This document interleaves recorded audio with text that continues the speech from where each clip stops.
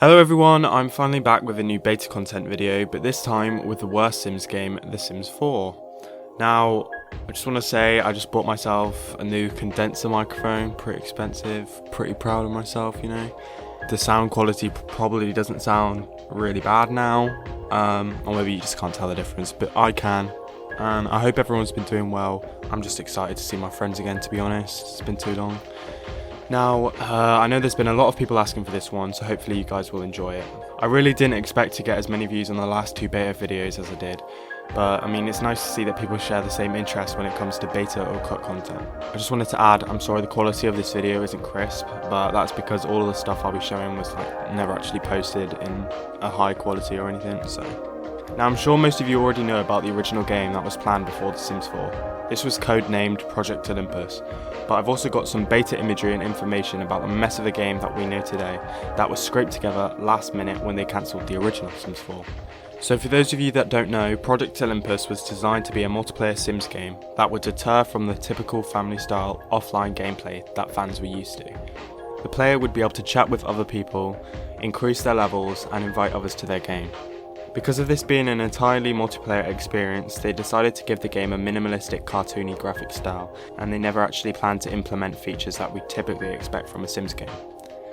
We now know that a Sims 4 today is built upon the engine and remains of Project Olympus, as there's loads of references to multiplayer in the code.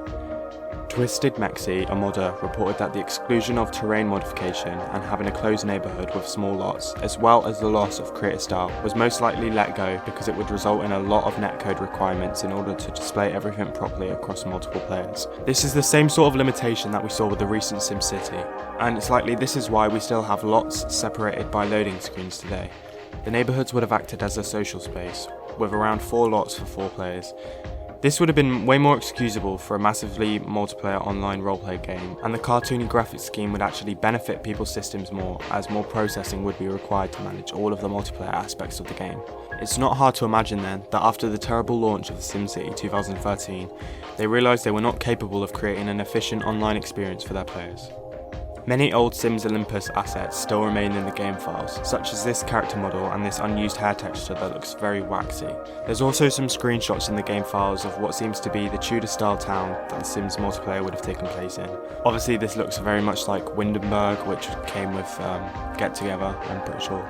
Can't say I'm really a fan of the graphics, in fact it's probably much worse than Sims 3, and I do not like the graphics of that game. Anyway, like I said previously, after the failure of SimCity 2013, they scrapped their plans of an online-only game and decided to continue to make a single-player game out of the engine, graphics and assets they had already created for The Sims Olympus. This was their biggest mistake. Because of that choice, the engine was limited and lacked so many features that could not just be easily implemented in the future again, such as no open world and such small lots with no terrain tools, pools or ghosts. In fact, I doubt life stages were even intended for the online versions, which would explain why every age except child was just the adult sim body with some minor changes.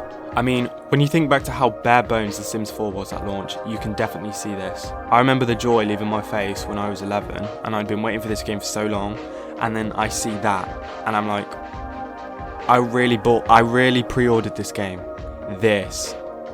Okay, so moving on to The Sims 4 that we have today. Here's a look at what early versions of Willow Creek looked like originally. Notice how it looks so similar to the graphics of the town in the old online version. Unlike Sims 2 or Sims 3, there's not really any features that they planned to have but cut from the game, as they only started making this offline experience last minute, and I suppose they just needed to release something on the release date so that EA wouldn't just shut down Maxis. It did go through some interesting UI changes though. It was very blue at first, and I think that would have become very dated by now. It just seems very, childish, really. At least they had Creator Sim done right. Considering that was the only good part about The Sims 4 when it came out, I'm guessing that this Creator Sim was conceptualized and made for The Sims Olympus, and then they just carried it over to their new version. I think whenever they stop trying to fix and milk The Sims 4 as much as they can, and they move on to The Sims 5, if they gave it a multiplayer feature, it should be an extra that can slightly expand upon the offline gameplay, by allowing you to invite a friend to also play your household and potentially control the other members of your family. Kinda like The Sims 2 on the PS2 did it. I think if they were to try and make an online world, they'll once again just cut features out like families and stuff, and I'm guessing it would just become more of a Second Life clone, with creepy old people role-playing as children or babies, and I'm sure it would have its own corrupt gangs and all sorts. I mean, it would be fun, but it wouldn't be a Sims game. Anyway, I think that's probably all I can talk about for The Sims 4 really. It's a shame that they didn't just delay the release so that they could remake a real offline game that's engine was built with the intentions of it being run in an offline environment. I guess I'm just not the target audience anymore, and I realise that lots of people really do like The Sims 4, but I feel like it's just too light and cartoony for a traditional Sims game. I mean, look at the Death by Flies animation in The Sims 4 compared to The Sims 2. They just flop on the floor like it tired them out or something.